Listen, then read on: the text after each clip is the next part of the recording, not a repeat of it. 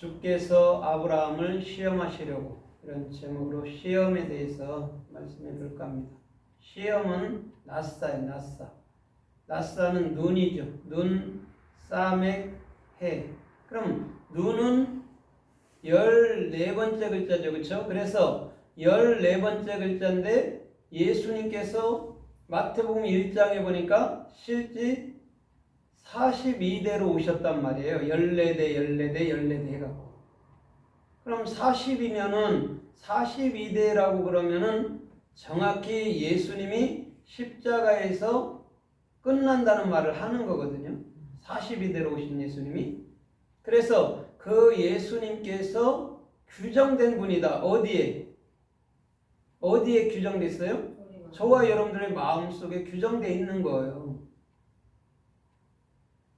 그 다음에 예수님이 십자가에서 정확히 생명나무를 보여주시고 또 우리 마음 가운데서부터 이제는 진리로 측정을 해요. 그럼 진리로 측정받기 위해서는 우리가 이 땅에서 무엇을 해야 되죠? 무한 반복 속에서 우리는 그 진리를 익혀나가는 거예요. 그래서 우리가 이 세상에서 일상적인 삶을 살지만 반드시 그곳에서부터 우리 주님은 훈련해 나가신다는 것이죠. 뭘 하기 위해서?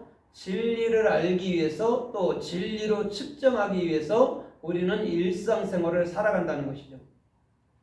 그 다음에 해라는 것은 뭐냐면 영원히 이제는 뭐예요? 영으로서 영의 생각, 영의 마음, 영의 길에 서도록 우리 주님은 우리를 만들어낸다는 거예요.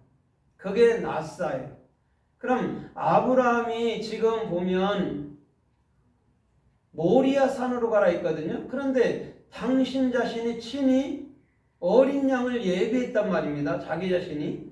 그런데도 불구하고 이삭을 바치라 말하고 또 이삭을 바쳤을 때에 아브라함은 죽이지 못하게 하시고 또 수양이 대신 죽는단 말이에요. 그럼 처음부터 그렇게 하면 되잖아요. 그죠? 처음부터 그렇게 하면 아브라함이 마음에 괴로울 일도 없고, 그죠? 시험에 들 일이 없잖아요. 그죠? 그런데 주님께서는 그 과정을 우리들에게 허락했다는 것이죠. 그런데 뭐 때문에 그럼 허락해 줬냐면 창세기 21장 33절에 보면 에셀나무를 심고 영생하신 하나님의 이름을 부른 다음이거든요. 그럼 내 마음에 정확히 십자가와 생명나무를 세워놓고 시작하는 거예요. 그러면서 실제 누가 그 십자가 나무에서 달리는 것인지를 얘기해 나가는 거란 말입니다. 점진적으로. 그러면 예수가 죽지 이삭이 실제 죽지 않잖아요. 예수가 죽지. 그죠? 그래 놓고 예수가 죽고 우리에게 뭘로 와요?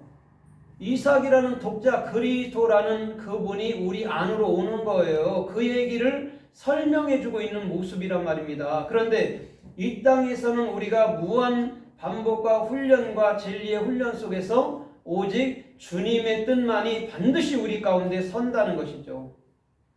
사람이 아무리 이렇게 할까 저렇게 할까 해도요, 예수님이 정하신 것은요 별 수 없어요. 그렇게 이루어져 버려요.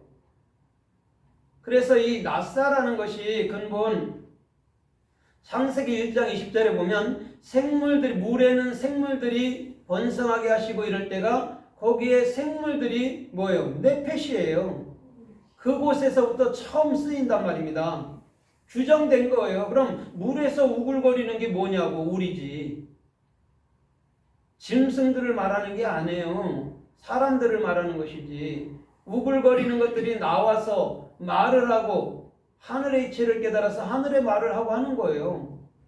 그 다음에 창세기 2장에 가서 보면 2장 7절로 8절로 9절로 쭉 읽어보면 뭐라고 그래요? 하나님께서 사람을 만드시고 그 코에다가 생기를 불어넣으시니 사람이 생명이 된지라 그런단 말이에요. 거기서 생명이 네페시아예요. 그 다음에 생기를 불어넣었다 할 때 생기가 뭐냐면 네샤마예요. 눈이란 말이 규정된 거. 그럼 예수 그리스도가 우리 안에 규정된 거예요.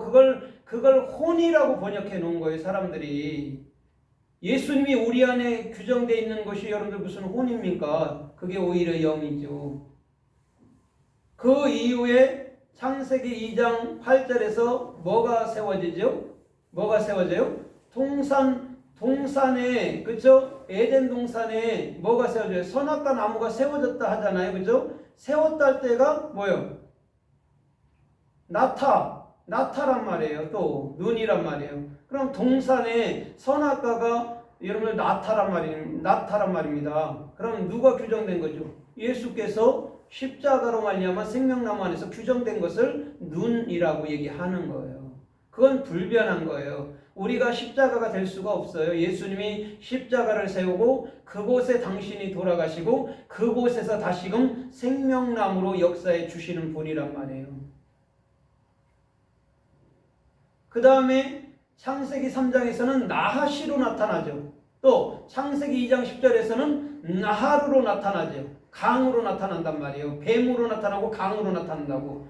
그래 강줄기는 항상 흘러버리고 뱀도 꼬불꼬불하면서 항상 기어간단 말이죠.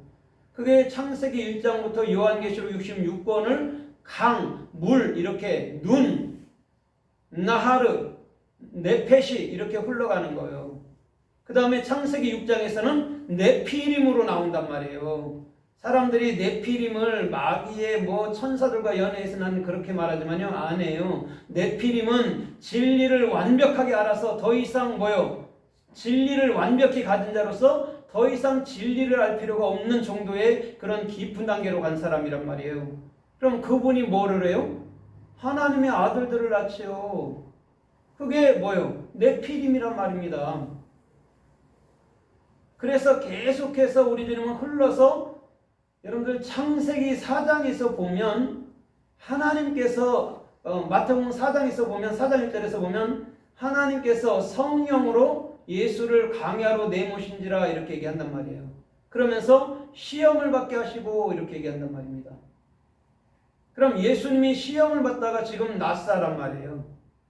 그럼 우리가 생각하듯이 예수님도 고난을 받았구나 이런 얘기가 아니고 예수님은 반드시 십자가로 가야 된다는 얘기예요. 그래서 예수님께서 40일간을 금식하셨다고 그러면서 줄이셨다고 말한단 말이에요. 그럼 사울이 40년 사역하고 다윗이 40년 사역하는데 예수님이 40일 금식했단 말입니다. 금식한 거는 사는 거예요, 죽은 거예요? 죽은 거예요. 예수님 자신도 뭘로 우리 안에 살기 위해서 죽은 거예요? 영으로 살기 위해서. 그래서 모세도 40년 120년 동안을 역사하잖아요. 40 끊어갖고. 그게 사울의 40년, 다윗의 40년이란 말입니다. 예수 그리스도라는 그 역사를 말씀해주고 있는 거란 말입니다. 그러면서 뭐라고 얘기를 해요? 돌덩이가 떡덩이 되게 하라고 분명히 말했어요. 그랬더니 예수님이 뭐라고 그래요? 하나님 입에서 나오는 말씀으로 사는 거지 이렇게 얘기한단 말이에요. 보세요. 돌이 떡이 돼야 되고 떡을 우리가 먹게 돼야 되는 거예요. 점진적인 거란 말입니다. 예수님을 시험해서 네가 만들 수 있어 못 만들어 이런 얘기가 아니에요. 주님은 그런 거 하지 않아요. 여러분들 돌이 떡이 되고 쉽게 말하면 행위가 은혜가 되고 그 은혜는 뭐가 되는 거죠? 영인 말씀 생명이 된다는 얘기예요. 다른 게 아니고. 그러면서 성전 꼭대기에 세워놓고 뛰어내려봐. 천사가 돌에 부딪히지 않도록 받들어 줄 거야. 이렇게 해석해놨어요. 아니에요. 주님은 반드시 우리 마음 땅 안으로 떨어진 분인 줄 믿습니다. 그래서 요한계시록 9장에도 하늘의 별 하나가 땅에 떨어지는 거예요. 여러분들 마음으로 떨어지는 거예요. 다른 게 아니고 반드시 떨어져야 된단 말이에요. 마음 땅으로 예수님이. 그래서 예수님이 그리스도라는 영으로서 저와 여러분들의 삶을 살아가야 된다라고 얘기하는 거예요. 그러면서 뭐가 나와요? 마지막 세 번째 그 시험에서는 천하만국을 보여주면서 절하라 얘기한단 말이에요. 거기서 절하라가 여러분들 샤예요. 샤. 성경 66권으로 올바른 뭐가 돼요? 실존이 되는 것이 여러분들 절이에요. 그럼 예수님께서 여러분들 십자가에 돌아가심으로 올바른 비전 속에서 영이 된 분 아닙니까? 그렇죠? 그 얘기를 설명해 주는 거란 말이에요. 그거를 낫사라고 얘기한단 말입니다. 우리는 시험하면 다 싫어하잖아요. 근데 이것을 영어로는 뭘로 해석해놨냐면 테스트로 해석해놨다고. 그러나 주님은 분명히 우리 안에 십자가라는 생명나무라는 영원히 당신의 생명을 그곳에 규정해 놓은 것인 줄 믿습니다. 그게 시험이란 말이에요. 그럼 아브라함을 괴롭히려고 하나님이 여러분 그런 시험을 주는 것이 아니잖아요. 그죠? 말씀으로 단련하고 단련해서 마치 뭐가 되게 하기 위해서요? 천국같이 나오게 하기 위해서 하는 거예요. 그런데 사람의 생각으로 볼 때는 하나님이 나를 괴롭히는 것처럼 보인단 말이에요. 그러나 실상은 그것이 저와 여러분들이 살 길인 줄 믿습니다. 그래서 히브리서 11장 29절에도 이렇게 말해요. 홍해 건널 때에 이렇게 말하면서 뭐라고 그래요? 바울은 정확히 애굽 사람들이 하나님을 시험하다가 다 죽었느니라 이렇게 얘기하거든요. 여러분 하나님을 애굽 사람들이 시험해서 죽은 거예요? 아니죠. 뭐 때문에 죽은 거예요?